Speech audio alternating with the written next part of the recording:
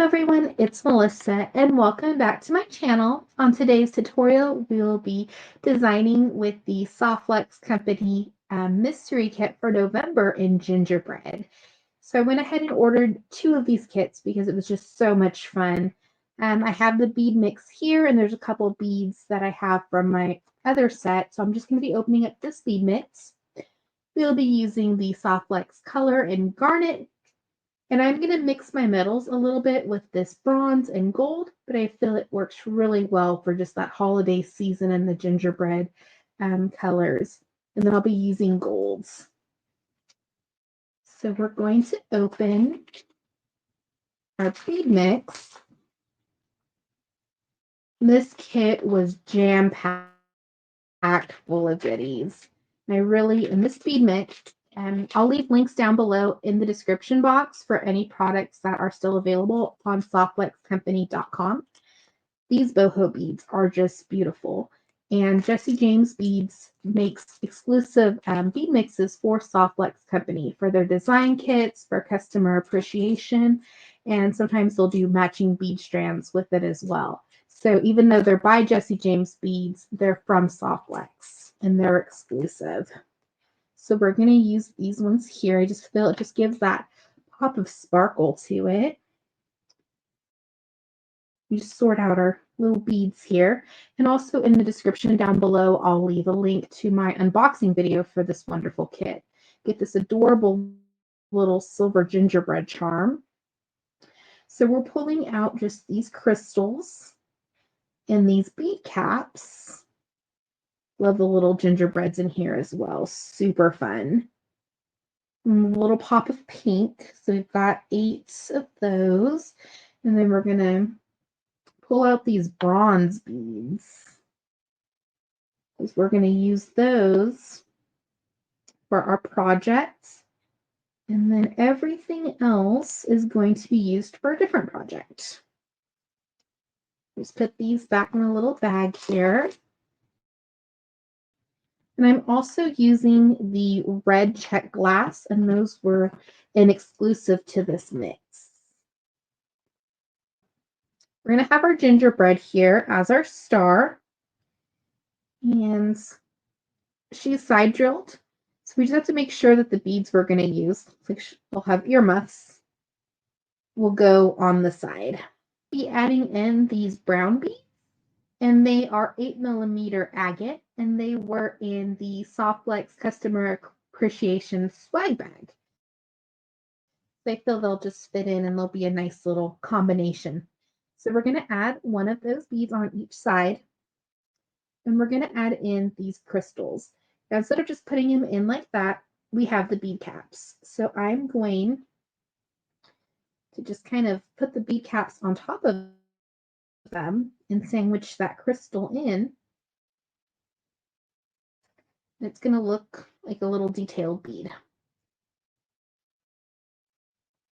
So I think by putting those in, it just gives that pop of color in the metal with the golds. And then what we can do on the next one is maybe add one without the golds, add in that beautiful bead there, and just kind of build the pattern that way. So let's see. That's probably the trickiest part of this necklace, is just getting those bead caps to stay on and make sure they look even. So we have that, and then we're going to add the golds. Add another bead, add the red bead. Start working on our necklace. We're going to be using our SoftFlex wire, cut about 20 inches. If you need to make it a little longer, like you want to wear it over a sweater, you can always add a jump ring at the end or a little piece of chain. And then we're just going to start stringing. And I'm going to start in the center with the gingerbread. Just going to add her. String on our gingerbread and put it in the center and add 2 of the check glass and 2 of the brown beads.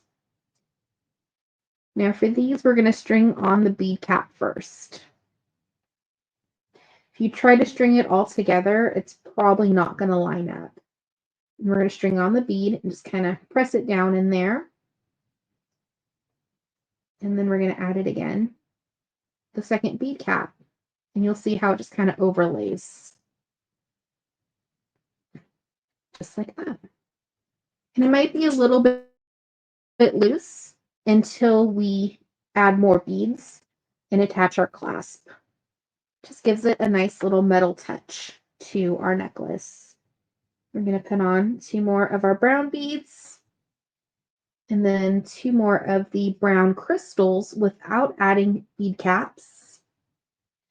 We're going to put on 4 of our little bronze spacers, and it gives it this cute little like clustered look to it. You're kind of mixing metals, but it just fits all together. And then we're going to string on these beautiful beads from Jessie James Beads. And then we're going to add on our little spacer beads again, 4 on each side. Really gives it just this nice clustered look. Very pretty. So we're going to put on our 4 and then slide on our brown crystals.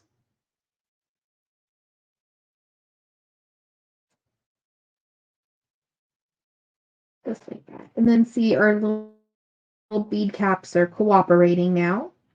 You get that little sparkle in between them and then the texture. And we're just going to finish stringing the rest of our project until we get to that last bead, and then we will just alternate between the red and the brown. And when we get to a desired length, we'll go ahead and attach our clasp. For my clasp, I will be using this beautiful tiara cast clasp. So we're just going to get our 2x2s out in gold. We could use bronze if we wanted to, but I think it just kind of neutralizes with these bigger beads. So I want that gold to pop out. So that's why we're going to add in that gold clasp. And since we worked in the center and I do have a little bit of a tail, we're just going to add the clasp to one side and then we're just going to move the beads down. So when I trim off whatever tail I have remaining, I still have a lot of SoftFlex that I can use for earrings, a bracelet. I do have another gingerbread charm, so I kind of have an idea of what I would like to use that for an ornament. So we're going to slide on one little tube, slide on our clasp, and give it just a little bit of wiggle room. You don't want it right up to the clasp because it's going to cause tension and can create your piece to break. Give it a smash, rotate over, and you'll have a little tail sometimes. And you can go ahead and slide that next bead over if the bead hole is large enough. This one doesn't look to be, so we're going to have to trim off our tail. Just like to kind of bend it off to the side. Put a couple beads down so you know where you're cutting. Make sure you don't cut the wire that your beads are on for your necklace. Just come in with your nippers, give it a little trim, and then we're going to slide our beads all the way down. So it's going to look like that when completed. And now I'll have a long enough tail on this side that I can go ahead and make another creation out of. So we're just going to trim this off and put it off to the side. So now I'm working with a smaller length. So I don't have to feed all of that back through when adding my clasp. So we're going to add on that clasp, go back through. We want to make sure this one's kind of resting up close to the bead that we can. But also make sure there's enough wiggle room so that with the toggle bar, it can pass back through the necklace. A little bit of wiggle room there.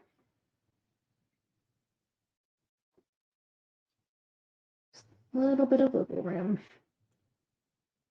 Make sure everything looks good. All your spacing is good. Then we're just going to come in and give it a little smash and rotate. We're going to trim off the little tail. Thank you so much for watching today's video. I hope you enjoyed. Don't forget to like and subscribe for further content, tutorials, and unboxings. Have a wonderful day.